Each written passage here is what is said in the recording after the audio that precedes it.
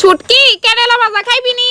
তুমি জানো না আমি যে করলা খাই না। কেরালা খাইলে দাঁতে ফুকা আর পেটে কিমড়ি হইতো না। আমি বেঙ্গ করলা খাইতাম না, তুমিই খাও। তাই জানা আইডিয়া এবার দেখুন তুই কেমনে কেরালা না খায় থাকস।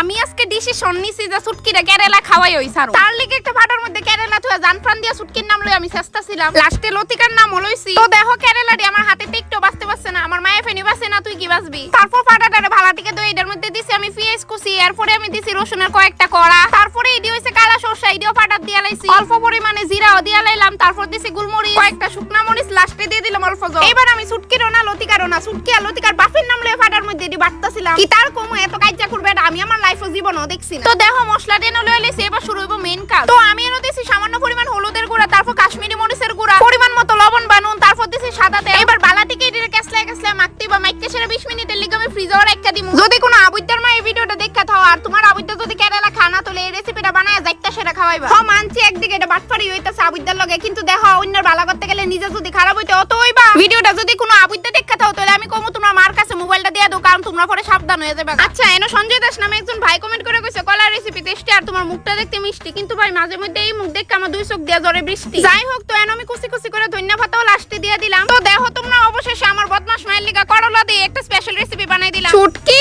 দেখ মা তোর লিগা একটা স্পেশাল খাউন বানাইছি। ঘরে স্পেশাল বলতে তো কিছুই নাই, কি তার বানাইবা? তুই আয়া দেখবি এনে।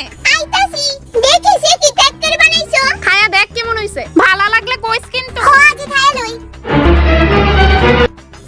মা সত্যি অনেক স্বাদ হইছে। খা খা শক্তি ভাত খাই উঠ। কিতা দিয়া গো বানাইছো মা? আমি তো জানি ভিখারি গরো কিছুই না। শেষ খাওয়া না, আসলেই সেরা হইছে। এটা আসলে আমি বানাইছি করলা দিয়া।